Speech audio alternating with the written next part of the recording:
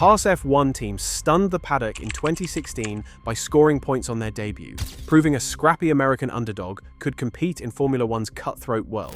Fast forward to 2026, and everything changes when two heavyweight rivals join the grid with deeper pockets, factory backing, and the exact same American identity that made Haas special. What happens next could determine whether America's original F1 team survives or becomes a cautionary tale about what happens when David faces two Goliaths at once. And the answer involves decisions being made right now that most fans have no idea are happening. Gene Haas entered Formula One in 2016 with a business model that seemed impossible to pull off. Instead of building everything from scratch like traditional teams, Haas partnered with Ferrari for engines and components, while using Dallara for chassis expertise, allowing them to hit the ground running without the massive infrastructure costs that buried previous attempts at American F1 teams. Romain Grosjean finished 6th in their very first race in Australia. And by 2018, they'd climbed to 5th in the Constructors' Championship with 93 points, establishing themselves as legitimate midfield contenders who could occasionally embarrass teams with 10 times their budget. The identity Haas built around being America's team in Formula One became their calling card for attracting sponsors like MoneyGram and generating interest in a sport experiencing explosive growth in the United States through 3 Grand Prix races and Netflix turning casual viewers into devoted fans. For years, Haas enjoyed a unique position as the only American licensed constructor on the grid, giving them access to sponsorship dollars and patriotic support that other midfield teams simply couldn't tap into regardless of their performance. Here's where the problem starts, and it's bigger than most people realize. The post-2018 period saw Haas slide backwards dramatically, with the 2019 car proving temperamental, a high-profile title sponsor collapsing mid-season, and the 2020 campaign yielding just 3 points all year as Ferrari's engine troubles cascaded down to their customer team. Haas made the strategic decision to sacrifice their entire 2021 season, running an updated 2020 car and finishing last with 0 points while focusing all development on the 2022 regulation reset. And while that gamble initially paid off with improved competitiveness in 2022, the 2023 season ended with Haas dead last in 10th place with only 12 points scored. The timing couldn't be worse because while Haas struggles to find consistent performance, 2 massive new threats are preparing to join the grid in 2026, with resources that dwarf anything Haas can muster. Andretti Global fought a brutal political battle to secure their Formula One entry, facing resistance from every existing team, including Haas, who publicly opposed the expansion. Michael Andretti's organization spent months lobbying after the FIA approved their application in October 2023, only to encounter fierce pushback from Formula One management and team principals, who worried about splitting prize money 11 ways instead of 10. Guenther Steiner, who was Haas team principal at the time, bluntly stated that adding a new team represented just risk, no benefit for existing competitors who'd only recently achieved financial stability under the cost cap.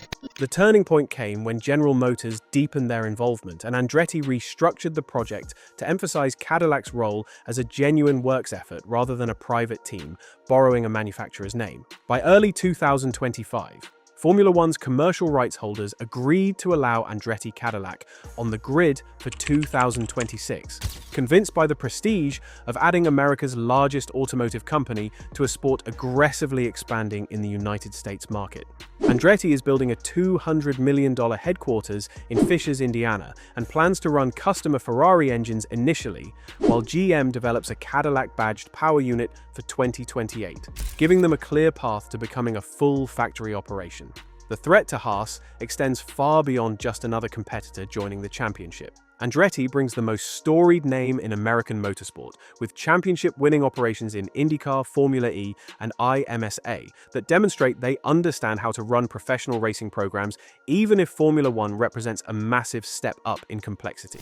The marketing narrative of an all-American team featuring General Motors and potentially an American driver like Colton Herta, who Andretti has been grooming specifically for this opportunity, directly competes with the identity that made Haas valuable to sponsors and fans in the first place. Suddenly, Haas faces the prospect of becoming the other American team, while Andretti captures headlines as the exciting new entry backed by one of Detroit's big 3 automakers. Audi's arrival represents a different category of threat because they're not starting from scratch. They're transforming an existing team into a factory powerhouse. The German manufacturer took over Sauber, which currently runs as Stake Sauber during the transition period, and plans to debut as a full works team in 2026 with their own power unit developed in Newburgh, Germany. Audi's top management stated clearly they're entering Formula One to win championships by 2030, not to simply participate, and they've been pouring resources into the Hinwil factory while recruiting talent from rival engine programs to ensure their power unit arrives fully developed. The Sauber team that Audi purchased has historically fluctuated between midfield respectability and backmarker struggles, meaning they've occupied roughly the same competitive space as Haas in recent seasons. With Audi's investment and factory backing, that dynamic changes completely because Sauber Audi will have the resources to hire top engineering talent, develop cutting-edge facilities, and offer driver contracts that smaller teams cannot match. Audi has already secured major sponsors, including Revolut as title sponsor and partnerships with Adidas and BP, signaling they'll be fully funded beyond even the cost cap maximum from day one. For Haas, watching Audi transform a direct competitor into a manufacturer-backed operation feels like seeing the goalposts move right when you think you're finally making progress.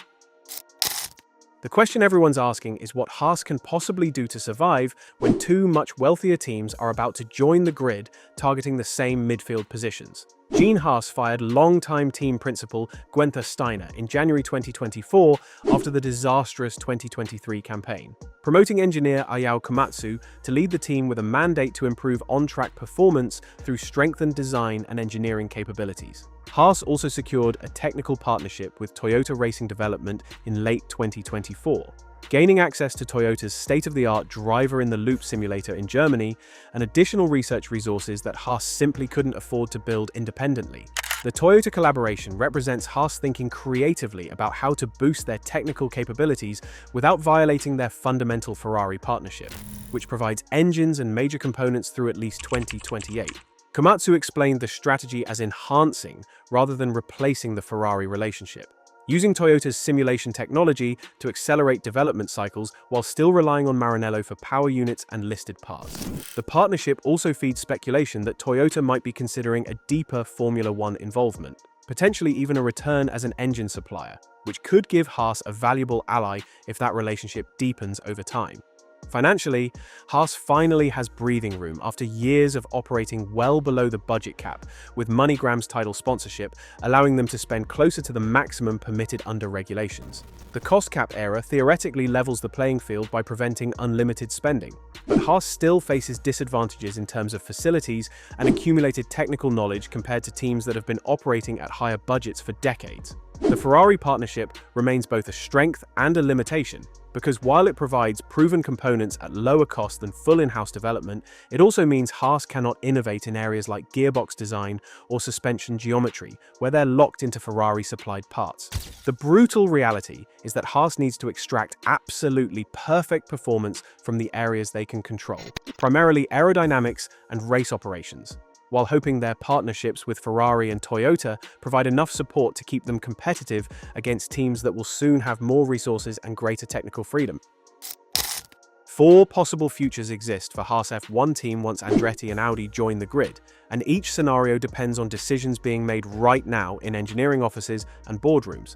The optimistic outcome sees Haas successfully leveraging their Ferrari and Toyota partnerships to remain competitive in the midfield, capitalizing on new team growing pains that often plague organizations during their first seasons, while established operations with institutional knowledge continue scoring points consistently. Haas could replicate their 2018 form, where they occasionally qualified in the top 10 and snatched strong finishes when opportunities arose, proving that smart resource management under the cost cap can overcome pure spending power. The pessimistic scenario has Haas sliding into permanent backmarker status, as Andretti and Audi integrate upward, leaving Haas fighting for 11th place out of 11 teams with the lowest prize money, worst facilities, and least desirable seats on the grid. History shows that teams stuck at the back face self-reinforcing decline, where low finishes yield minimal funding, which makes improvement nearly impossible, creating a death spiral that ends either in sale or exit from the sport entirely. Gene Haas could decide after a decade in Formula One that continuing to bankroll a team finishing last provides diminishing returns for his Haas automation marketing goals, making a sale to another manufacturer or investor group increasingly attractive. The middle ground future involves Haas adapting to survive as a lower midfield team that coexists with Andretti and Audi without directly challenging them regularly, filling the role that teams like AlphaTauri have occupied, where they're not contending for top 5 finishes often, but remain capable of scoring points when chaos strikes or strategy plays out perfectly.